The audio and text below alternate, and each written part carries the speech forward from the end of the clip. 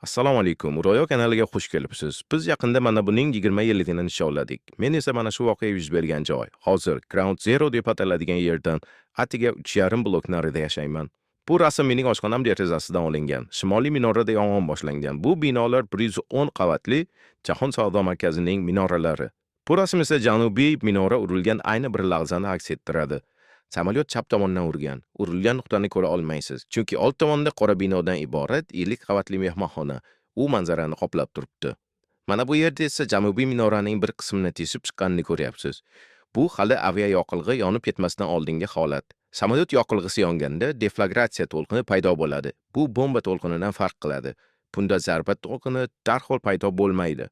Bu esa undan keyingi bir lahza yoqilg'i alangalanib, bosim ortadi va undan bir lahza o'tib, butun janubiy minorani alangalar qamrab oladi.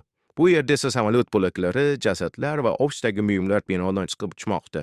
Nega bularni sizga ko'rsatyapman? Atiga 62 daqiqa ichida ikkala bino ham qulab tushdi va ilgari ulkan binolar turgan joyda yana moviy osmonni ko'rish mumkin bo'lib qoldi. Bu surat mening uyim yonida olingan. Favqulodda vaziyat plahinalari yetib kelgan. Bu yerda Jahon savdo markazi changi bir necha dyum qalinlikda kukun yotibdi. Bu voqeadan biroz o'tib esa mana bu odam chiqdi. Aqsh prezidenti George Bush. Bu suratni o'zim olganman. Men o'sha paytda u nutq so'zlagan xonada edim. Stol ustidagi medallarni ko'ryapsizmi? Men prezidentlik fan medali kimlarga topshirilishi bo'yicha tavsiya qiluvchi qo'mitada bo'lganman. Xullas, u barcha nomzodlarga medal berdi. Ya'ni biz tavsiya qilganlarning barchasiga. Faqat prezident ularning taqdimot matnlarini o'qimadi.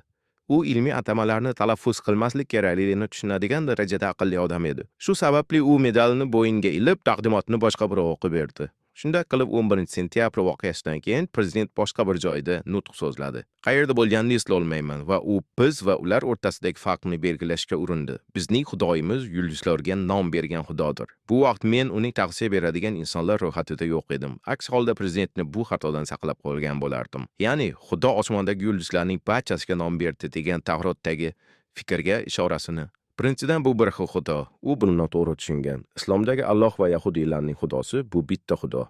Ular uni turlicha atashadi, lekin aslida ular bir xil. Bundan tashqari u bizning xudoyimiz yulduzlarga nom bergan xudo dedi. Ammo u bilmagan narsa shuki, osmondagi yulduzlarning 3 dan 2 qismi arabcha nomlarga ega. Tushunyapsizmi? 3 dan 2 qismi. Bu ehtimol prezident aytmoqchi bo'lgan narsa emas edi. U shunchaki bu faktni bilmagan. Aytganimdek, o'sha payt men hali uning ro'yxatida bo'lmaganman. Xullas, sizda ham o'rinli savol tug'ilgandir. Bu qanday yuz berdi? Qanday qilib bir madaniyat yulduzlarning ko'pchiligiga nom bergan bo'lishi mumkin? Buning javobini topish uchun Ro'yo kanali siz bilan 1000 yil ortga qaytadi, ya'ni islomning oltin davriga. O'sha davrda algebra ixtiro qilingan. Algoritm so'zi arabcha, bizning raqamlar arab raqamlari deb ataladi. Hech o'ylab ko'rganmisiz, nega biz ularni arab raqamlari deb ataymiz? Bu nom bejiz emas. Kimdir bu raqamlar bilan yaxshi ish qilgan. Bu Bag'dodda 1000 yil avval bo'lgan. Algebra ixtiro qilingan, matematika, qishloq xo'jaligi, muhandislikda taraqqiyot bo'lgan. Ayni shu vaqtda esa Yevropa bidatchilarni tiriklayin yoqardi. Keyin bir narsa o'zgardi. 12-asrda bir olim paydo bo'ldi. Imom al-G'azzoliy. U musulmon ulamochi bo'lgan. Bu vaqtda islom atiga bir necha asr yoshda edi xolos. Odamlar Qur'onni o'zlari istagancha talqin qilardilar. Islomda amaliyot jihatdan birlik yo'q edi. To G'azzoliy paydo bo'lib, yaxshi musulmon qanday bo'lishi kerakligini aniq qilib aytmaguncha. Bu xuddi Avliyo Agustin Xudo shahri asarida yaxshi xristian qanday bo'lishini ko'rsatib berganiga o'xshaydi. Masalan, jodugar ayollar qanday yoqiladi? Ularni shunchaki o'tda yoqa olmaysiz. Buning retsepti bor. Boshi pastga qaratilishi kerak. Shunda uning qoni. Xullas, oxirigacha aytishim shart emas buni. O'ylaymanki, nima demoqchiligimni tushundingiz. Shunday qilib o'rta asrlarda yaxshi musulmon bo'lish uchun yo'riqnoma paydo bo'ladi. Va u o'z yozuvlarida shunday fikrni ilgari suradi. Sonlar bilan o'ynash, ya'ni matematika bilan shug'ullanish, bu shaytonning ishi.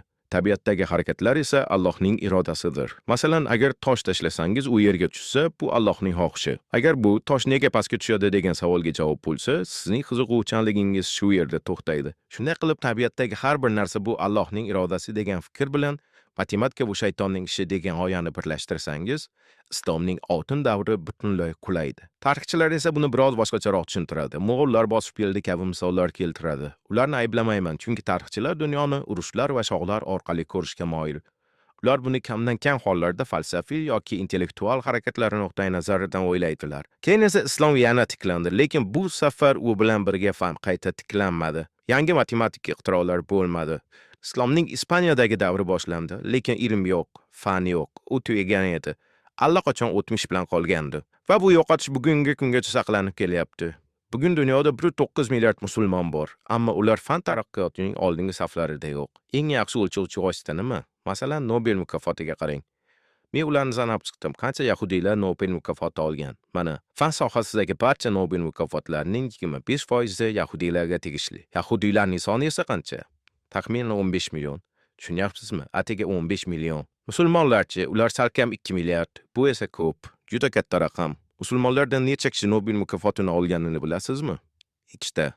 Atigi 2 ta. Bittasi iqtisodiyot. Men uni fan deb hisoblay olmayman, kechirasiz. Men chindan urinib ko'rdim, ammo bo'lmadi. Shu va fizika bo'yicha Nobel olgan pokistonlik bir olim. U ham Yaqin Sharqdan emas. Yahudiylar Nobel mukofotlarini 50 baravar ko'proq olgan. Musulmonlar sonining atigi 80 dan 1 qismiga teng bo'lgan xalq. Ta'sir ko'lami bo'yicha ulardan 4000 baravar kuchliroq. Har kecha uxlashimdan avval bir narsani o'ylab uyqum qochadi. Qanchadan qancha koinot sir asrorlari haligacha ochilmay qolayotgan bo'lishi mumkin. Chunki dunyo aholisining 6 dan 1, ya'ni musulmonlar bu izlanishda qatnashmayapti. Xulosa qilish o'zingizdan, siz Ro'yo kanalida edingiz.